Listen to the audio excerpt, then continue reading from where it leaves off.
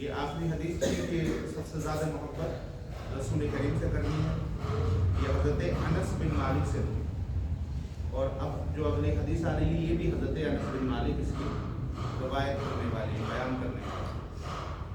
وعنہ قال قال رسول اللہ صلی اللہ علیہ وسلم، حضرت انس بن مالک فرماتے ہیں کہ رسول کریم صلی اللہ علیہ وسلم نے ارشاد فرمایا، ثلاث من کن فیہ وجد بہن حلاوۃ الایمان، تین خصلتیں جس کے اندر ہیں، جس آدمی کے اندر یہ تین چیزیں پائی گئی، وجد بہن حلاوۃ الایمان، اس نے ایمان کی حلاوت کو، ایمان کی مٹھاس کو، ایمان کی مزے کو اس نے چکھ لیا۔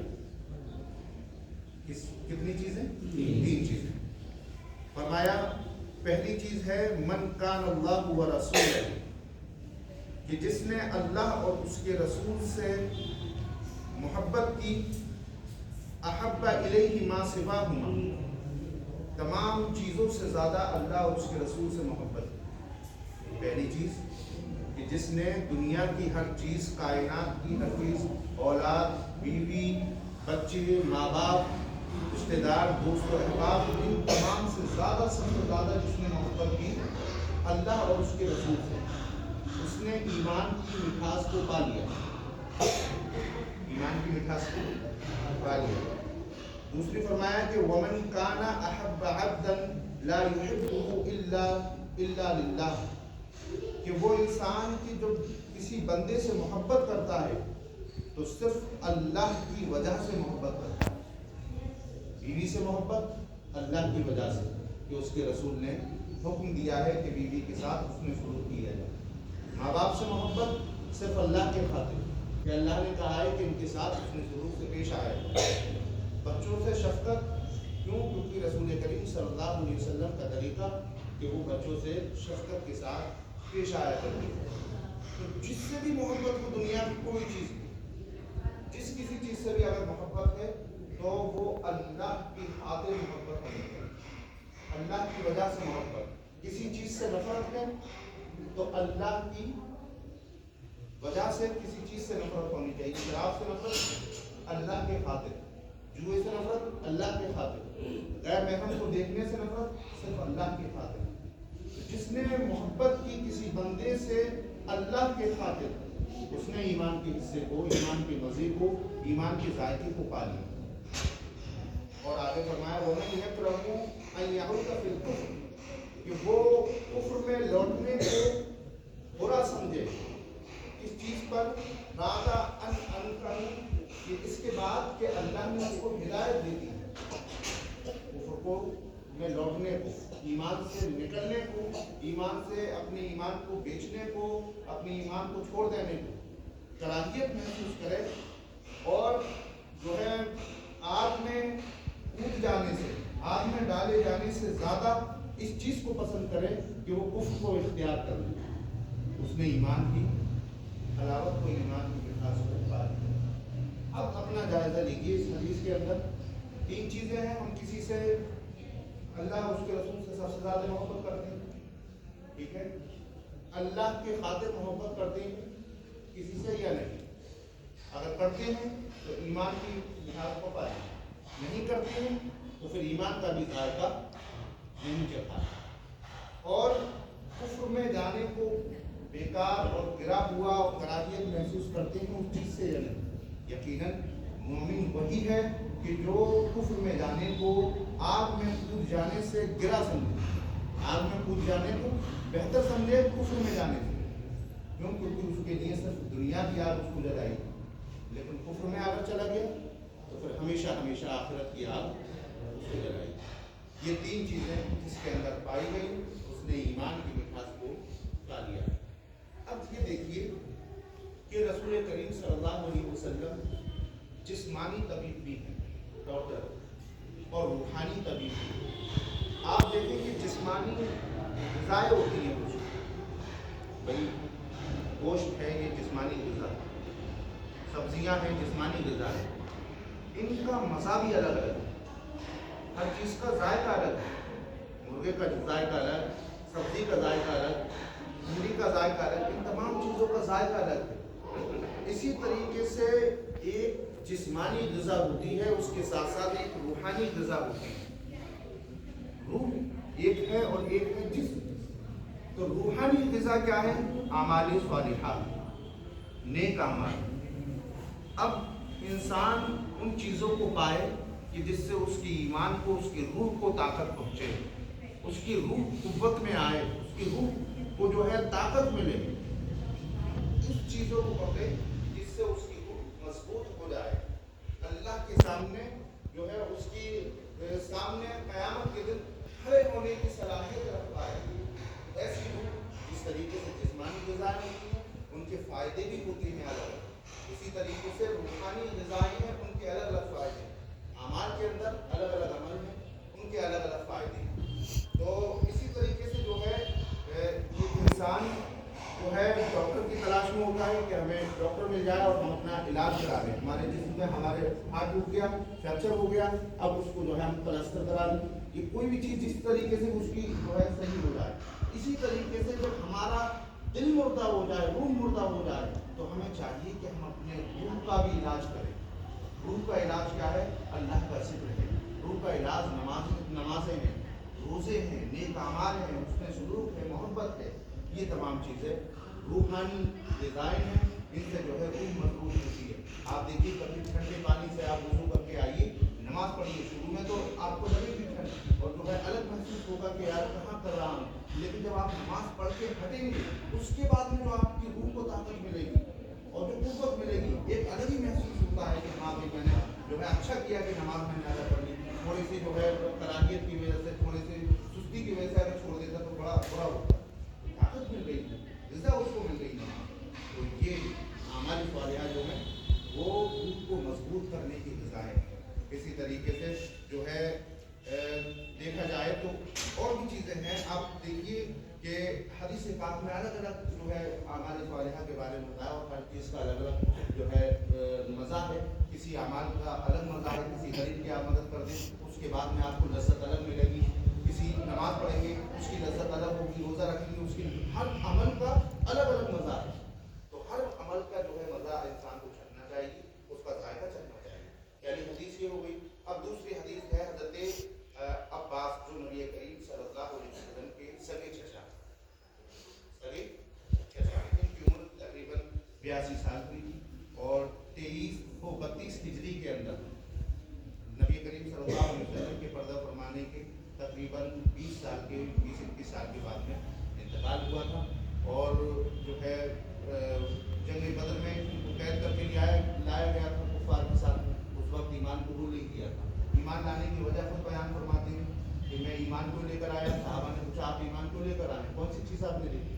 حضرت عباس کہتے ہیں کہ جب رسول کریم نے مجھ کو پکڑ لیا تھا اور میں جنگ بدر سے قید ہو کر آیا تھا مدینہ منورہ میں، تو رسول نے مجھ سے کہا تھا کہ ان لوگوں کو آزاد کر دیا جائے جو پیسے دے دیں، جو رقم دے دیں ان کو آزاد کر دیا جائے، اور جو رقم نہ دے اس کو جو ہے یہ لگا دیا جائے کہ وہ ہمارے لوگوں کو جو ہے کتابت لکھنا پڑھنا سکھائے، 10 لوگوں کو سکھائے، 10 کو سکھا دیا وہ آزاد ہو جائے گا۔ یہ قانون بنا دیا تھا۔ میں نے رسول اللہ کریم صلی اللہ علیہ وسلم سے کہا کہ میرے پاس تو پیسے نہیں ہیں۔ جب یہ بات میں نے کہی تو کہا رسول کریم صلی اللہ علیہ وسلم نے کہ تم یہ بتاؤ اپنی بیوی کے پاس جو چھوڑ کر آئے اس رقم کا تم نے کیا کیا؟ ابھی تم جنگ میں آئے تھے، بیوی کے پاس رقم رکھ کر آئے۔ کہا کہ میں حیرت میں پڑ گیا کہ یہ تو مجھے اور میری بیوی کو معلوم ہے بس کہ میں نے پیسے رکھ کر آیا۔ یہ علم غیب رسول کریم صلی اللہ علیہ وسلم کا۔ اب یہ سمجھ میں نہیں آتا ہے کہ یہ حدیثیں ان لوگوں کو جو اعتراض کرتے ہیں رسول اللہ کے اوپر، وہ حدیثیں یہ ملتی نہیں ہیں ان کے لیے، یا جان بوجھ کر لوگوں سے چھپائی جا رہی ہے۔ اندازہ کیجیے خود وہ بیان کر رہے ہیں، اور ادب بارگاہ مصطفیٰ کا اتنا زیادہ ادب، پوچھا گیا کہ آپ بڑے ہیں یا رسول اللہ بڑے ہیں؟ چچا ہیں رشتے میں، پوچھا گیا آپ بڑے ہیں یا رسول اللہ بڑے ہیں؟ تو کیا فرماتے ہیں کہ رسول اللہ بڑے ہیں، عمر میں زیادہ۔ ادب دیکھیے، یہ بھی کہہ سکتے تھے اتنا بڑا کوئی بات نہیں ہوتی اس میں، لیکن ادب کیا ہے؟ رسول اللہ بڑے ہیں، عمر میں زیادہ ہوں۔ ادب کی جملے دیکھیے، رسول اللہ بڑے ہیں، مرتبہ مقام منصب عہدہ ان کا بڑا ہے، لیکن عمر میں زیادہ ہوں۔ 2 سال جو ہے رسول اللہ صلی اللہ علیہ وسلم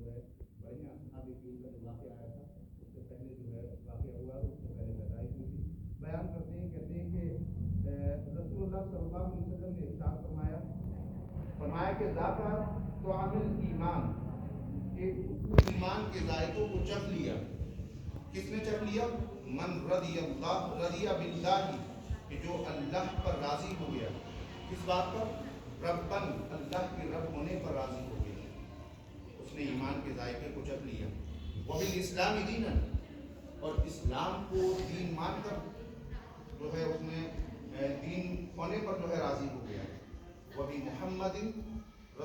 محمد رسول، اور محمد صلی اللہ علیہ وسلم کو اللہ کا رسول جس نے مان لیا، اس نے ایمان کے ذائقے کو چکھ لیا.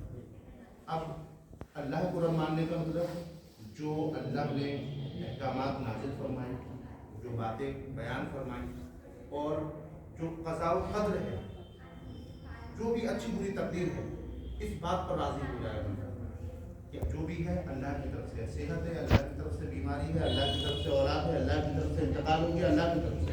اس چیز پر جو راضی ہو گیا قضاء و قدر پر، وہ ایمان کا حصہ، ایمان کا مزہ اس نے اٹھا لیا. آپ نے دیکھا ہوگا ایک ڈاکٹر کو ہوتا ہے، ڈاکٹر سے مریض راضی ہو گیا ہر حالت میں، ہو جاتا ہے.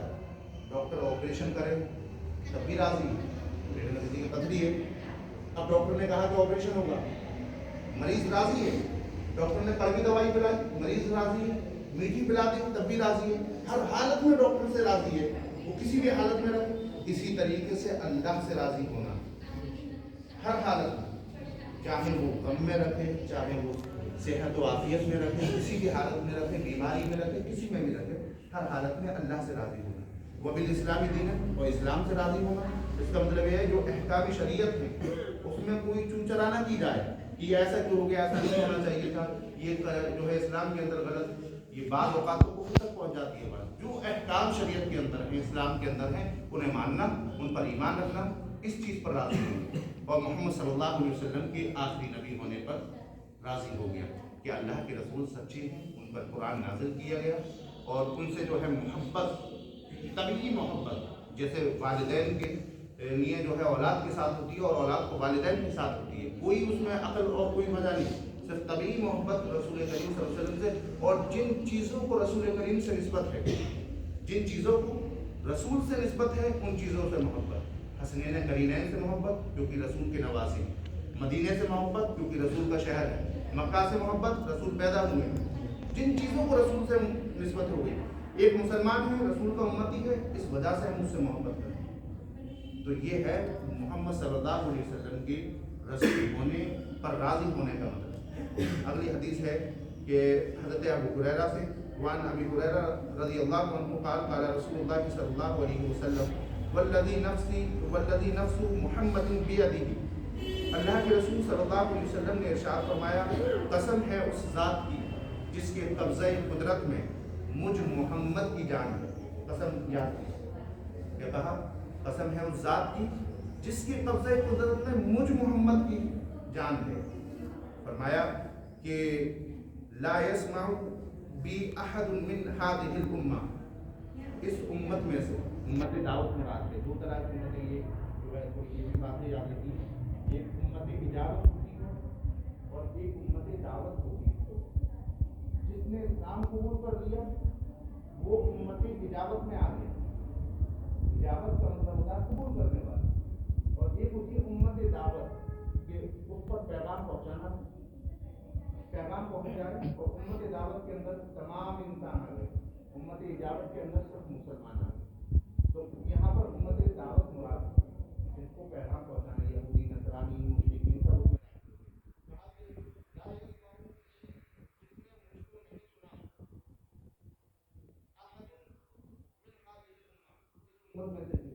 مراد ایمان لانا.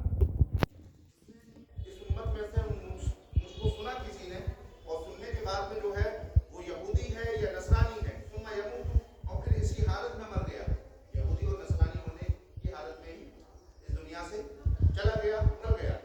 اب کیا ہوا؟ ولم یؤمن، تو وہ مومن نہیں.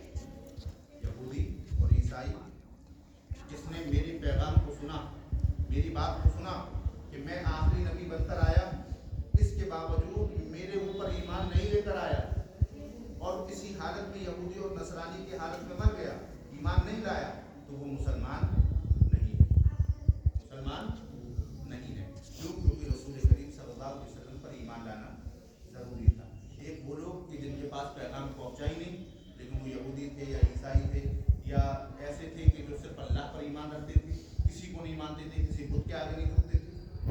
अलग है।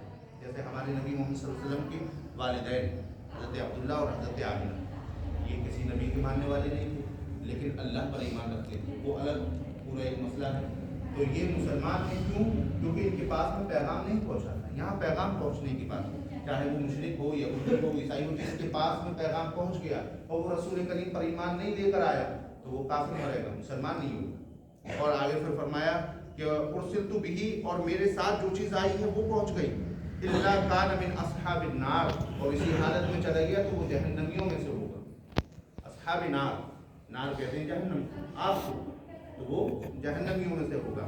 एक आखिरी हदीस और सुन लीजिए, वक्त भी हो चुका है कि हज़रत अबू मूसा अशारी रज़ियल्लाहु अन्हु से यह हदीस रिवायत है, कहते हैं कि सलासतुन लहुम अजरान, 3 लोग ऐसे हैं कि जिनके लिए डबल अजर है, डबल बदला है, डबल सवाब है। कितने लोग हैं? 3 लोग ऐसे हैं जिनके लिए डबल बदला है, डबल अजर है।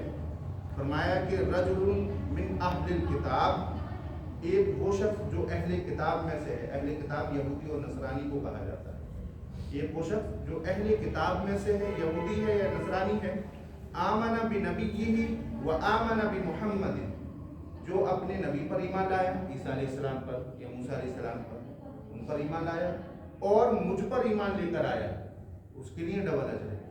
वो डबल अजर कैसा है? एक तो मूसा अलैहिस्सलाम पर ईमान लाया, वो अजर है, फिर हमारे नबी मोहम्मद सल्लल्लाहु अलैहि वसल्लम पर भी ईमान लेकर आया, तो ये डबल अजर हो गया। और फिर फरमाया एक वो शख्स है कि जिसके लिए डबल अजर है, फरमाया कि वल अब्दुल मलकु ममलुकु इज़ा अद्दा हक़्क़ल्लाहि व हक़्क़ मवालिही, एक वो गुलाम कि जो अपने अल्लाह का भी हक अदा करता है। अल्लाह का हक, नमाज हो गया, रोज़ा हो गया, जो फ़राइज़ व वाजिबात हैं, इन चीज़ों को अदा करता है। व हक़्क़ मवालिही, और अपने मालिक का भी हक अदा करता है, जहाँ पर गुलामी कर रहा है, जिसकी गुलामी में है उसका भी हक अदा करता है, उसकी भी बात मानता है, उसका काम करता है, जो भी वो सौंप देता है काम, उस काम को अंजाम देता है, उसे डबल अजर है।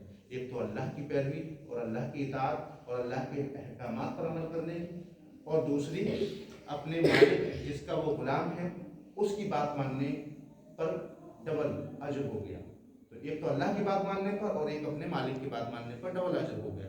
तो यहाँ पर ये जो नौकरी करते हैं कहीं पर, वो अपने हक के साथ नौकरी करें।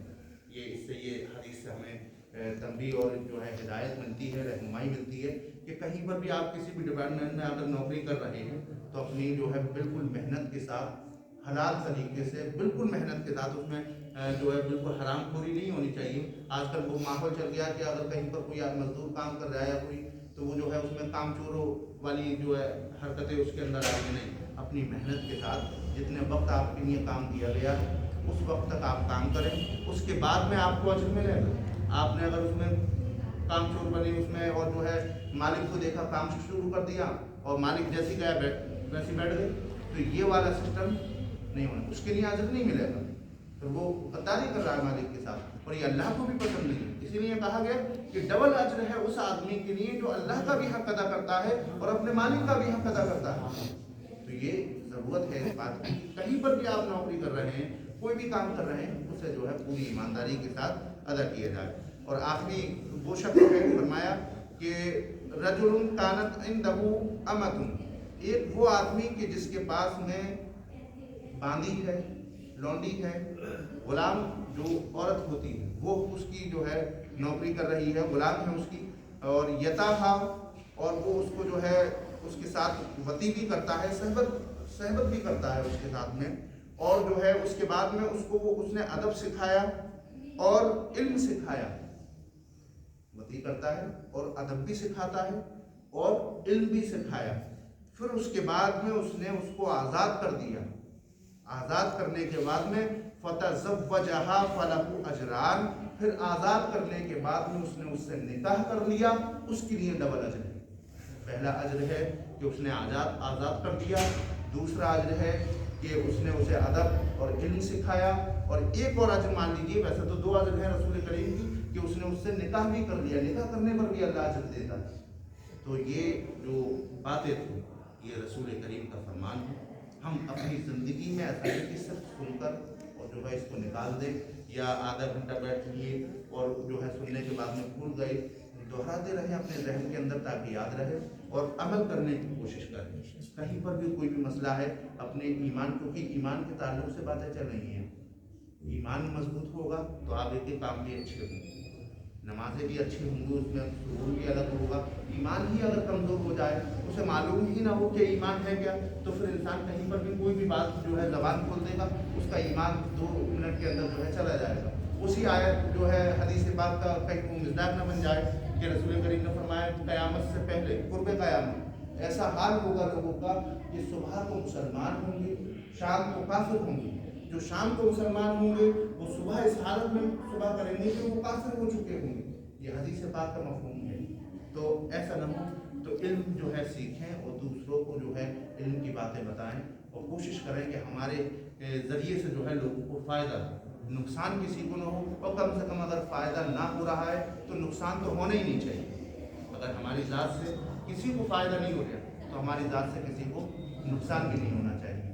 تو جو ہے ہر جمعے کو جو ہے اس میں شریک رہیں اور جو بھی آپ کے دوست و احباب ہیں ان سے کہنے کی کوشش کریں، اگر آ جائیں گے تو آپ کو بھی ثواب ملے گا، اجر ملے گا، اور سمجھ کر انہوں نے عمل کر لیا، پوری زندگی اگر عمل کرتے رہے تو زندگی بھر آپ کو جو ہے اس کا اجر اور اس کا بدلہ مقدار رہے گا۔ آپ خدا نخواستہ سے پہلے انتقال کر گئے اس آدمی سے تو آپ قبر میں ہوں گے، لیکن اس کا ثواب بھی آپ کو بھی پہنچتا رہے گا۔ یہ صدقہ ایک قسم کا صدقہ جاریہ ہے۔ تو جو ہے کوشش کریں کہ اللہ رب العزت ہمارے لیے سمجھنے کی اور درس حدیث میں شامل ہونے کی توفیق عطا فرمائے۔ دعا کرتے ہیں بسم اللہ الرحمن الرحیم۔ اللهم صل على سيدنا وشفيعنا حبيبنا مولانا محمد صلاة وسلام عليك يا رسول الله صلی اللہ علیہ وسلم۔ یا اللہ یا رحمان یا رحیم، مولا کریم ہم نے 3 یا 4 حدیثیں سمجھی ہیں، مولا کریم ہمیں حدیثوں سے محبت اور ان کے فرمان پر عمل کرنے کی توفیق عطا فرما۔ یا الہ العالمین حدیث مصطفیٰ صلی اللہ علیہ وسلم کے مطابق ہمیں زندگی گزارنے کی توفیق عطا فرما۔ یا الہ العالمین ہر جمعہ کو بعد نماز مغرب ہمیں درس حدیث میں شامل ہونے کی توفیق عطا فرما اور اخلاص کے ساتھ سننے اور سنانے کی توفیق عطا فرما، اپنی رضا میں راضی ہونے کی توفیق عطا فرما۔ صلی اللہ تعالی علی خیر خلقہ نور عرش محمد و آلہ و اصحابہ اجمعین برحمتک یا ارحم الراحمین۔